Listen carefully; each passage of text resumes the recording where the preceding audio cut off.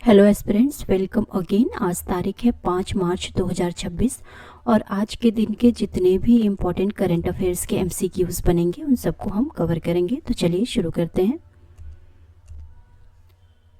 आज का पहला सवाल, प्रधानमंत्री मोदी ने 14 वर्ष की आयु की लड़कियों के लिए nation wide HPV vaccination drive शुरू किया है।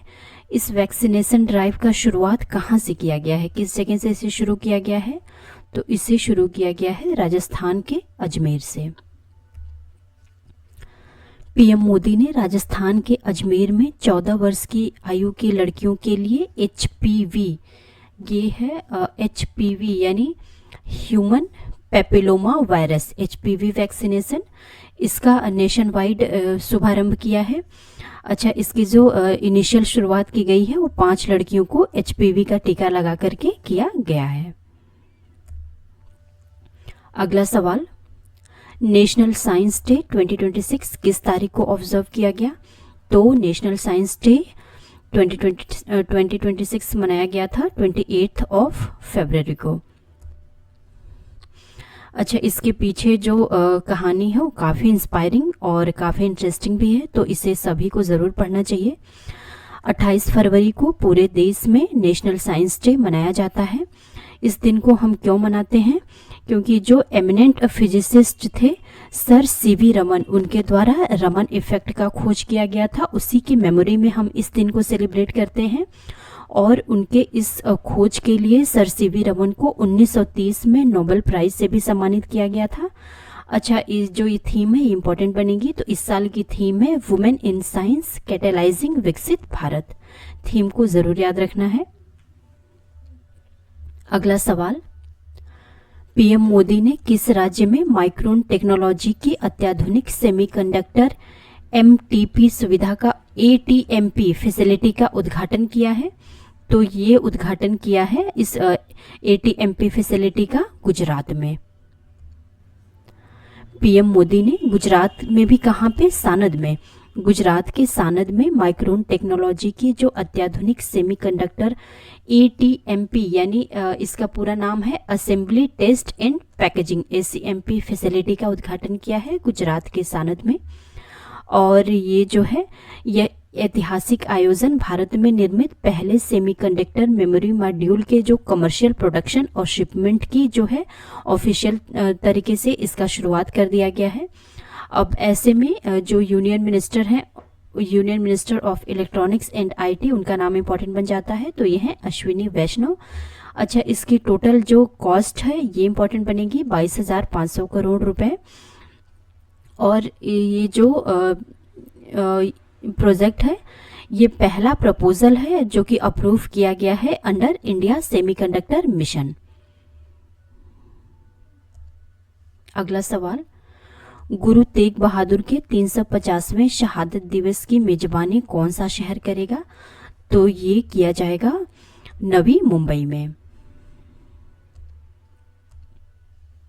अगला सवाल, कनाडा के प्रधानमंत्री मार्क कार्नी 4 दिनों के लिए इंडिया के ऑफिशियल टूर पर थे। कनाडा की राजधानी क्या है? तो कनाडा की राजधानी है ओटावा। वॉशिंगटन डीसी ये यूएसए की राजधानी है। ढाका ये बांग्लादेश की राजधानी है। काठमांडू ये राजधानी है नेपाल की। अगला सवाल, उड़ीसा के एकीकृत परीक्षण रेंज से ये जो है ये V for very, SHO for short, R for range, R for range, A for air, D for defence, S for system यानी very short range air defence system का जो है लगातार 3 उड़ान परीक्षण किसने सफलतापूर्वक संपन्न किया? तो ये किया है DRDO ने। अच्छा, DRDO के चेयरमैन कौन है? तो ये हैं समीर V कामत। और इसरो के चेयरमैन कौन है? तो ये हैं डॉक्टर V नारायणन।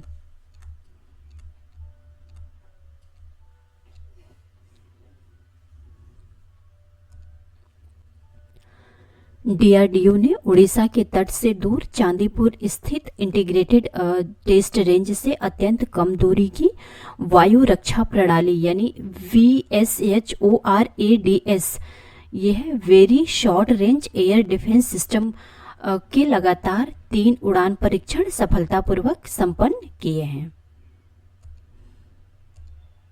अगला सवाल, भारतीय सेना ने अग्निवर्षा अभ्यास का संचालन किया। रेगिस्तानी क्षेत्र में एकीकृत युद्ध शक्ति का प्रदर्शन किया गया। यह अभ्यास किस स्थान पर आयोजित किया गया था? तो इसका आयोजन किया गया था पोखरण में। भारतीय सेना ने परिचालन तत्परता और एकीकृत युद्ध मारक क्षमताओं को परखने के लिए पोखरण में अग्निवर्षा अभ्यास का आयोजन किया। इसमें संयुक्त शस्त्र सटीक गोलाबारी और नेटवर्क आधारित कमान का प्रदर्शन किया गया। अगला सवाल, इंडियन नेवी ने कमीशन किया है डॉल्फिन हंटर INS यानी इंडियन नवल शिप। अच्छा, ये भी पूछा जाता है कि ये शिप नेवी की है या कोस्ट गार्ड की है? तो ये शिप नेवी की है, इंडियन नवल शिप, यानी ये नेवी की शिप है, अंशद्वीप का। इसका जो है किस नवल बेस पे इसको कमीशन किया गया है? तो ये कमीशन किया गया है चेन्नई में। अच्छा, शिप की कमीशनिंग और डीकमीशनिंग से संबंधित जितने भी प्रश्न होते हैं उनको ज़रूर याद करके चलना चाहिए, ये एग्जाम के लिए काफ़ी इम्पोर्टेंट होते हैं। इंडियन नेवी ने कमीशन किया है INS अंशद्वीप को। यह एक वॉरशिप है और स्वदेशी एंटी सबमरीन क्राफ्ट है। इसका उद्देश्य है नेवी के एंटी सबमरीन कैपेबिलिटीज को बढ़ाना और जो तटीय निगरानी है यानी कोस्टल सर्विलांस है उसको बढ़ाना। INS अंशद्वीप जो है 8 वेसल्स में से ये तीसरा है जो कि बनाया जा रहा है anti submarine warfare shallow watercraft project के तहत।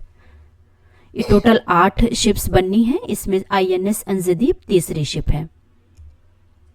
अगला सवाल, प्रधानमंत्री मोदी को इजरायल का सर्वोच्च संसदीय सम्मान मिला। वे इसे प्राप्त करने वाले पहले भारतीय प्रधानमंत्री हैं। इस पदक का नाम क्या है? तो इसका नाम है speaker of the nascent medal. अच्छा, grand collar of the state of Palestine, ये फ़लस्तीन का हाईएस्ट ऑर्डर है जो कि PM मोदी को दिया गया है। ग्रेट ऑनर ऑफ निशान ऑफ इथियोपिया, ये इथियोपिया का हाईएस्ट ऑनर है, इससे भी PM मोदी को सम्मानित किया जा चुका है। और ऑर्डर ऑफ ओमान, ये तो नाम से ही पता चल रहा है, ये ओमान का हाईएस्ट ऑर्डर है, इससे भी PM मोदी को सम्मानित किया जा चुका है।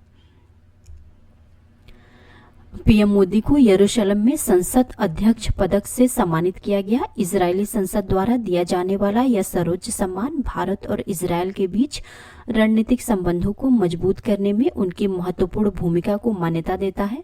मोदी यह पदक पाने वाले पहले नेता हैं। अच्छा, इससे पहले उन्हें 2018 में फिलिस्तीन राज्य का ग्रैंड कॉलर पदक प्राप्त हुआ था। Grand collar of state of Palestine, ये इंपॉर्टेंट बनेगा। ये फिलिस्तीन का हाईएस्ट ऑर्डर है जो कि 2018 में PM मोदी को दिया गया था। अगला सवाल, रिजर्व बैंक ऑफ इंडिया ने अपनी सहमति दे दी है स्टेट बैंक ऑफ इंडिया के म्यूचुअल फंड को कि वो बाय कर सकता है 9.99% स्टेक किस बैंक में? तो ये परमिशन दी गई है बंधन बैंक में 9.99% स्टेक बाय करने के लिए। रिजर्व बैंक ऑफ इंडिया ने SBI म्यूचुअल फंड को बंधन बैंक में महत्वपूर्ण हिस्सेदारी हासिल करने की परमिशन दे दी है। अब फंड हाउस बैंक के 9.99% तक शेयर रख सकता है। अच्छा, यह मंजूरी कुछ शर्तों और समय सीमा के साथ दी गई है, यानी कि जो SBI म्यूचुअल फंड है इसको ये एक्विजिशन 1 साल के भीतर कंप्लीट कर लेना होगा। अब आज का सवाल, ये आज का सवाल आपके लिए, इसका आंसर आप कमेंट बॉक्स में देंगे।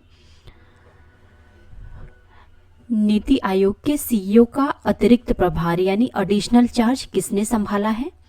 आपके आंसर हैं निधि छिब्बर, सर्वेश रंजन, विनय टॉन्से या BVR सुब्रमण्यन। अच्छा, BVR सुब्रमण्यन अभी हाल फिलहाल में यही थे नीति आयोग के CEO और इनका कार्यकाल पूरा हो गया है। इन्हीं के जगह पे किसी ने एडिशनल चार्ज संभाला है नीति आयोग के CEO का।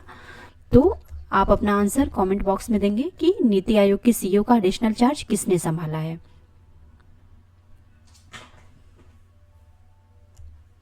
Thank you.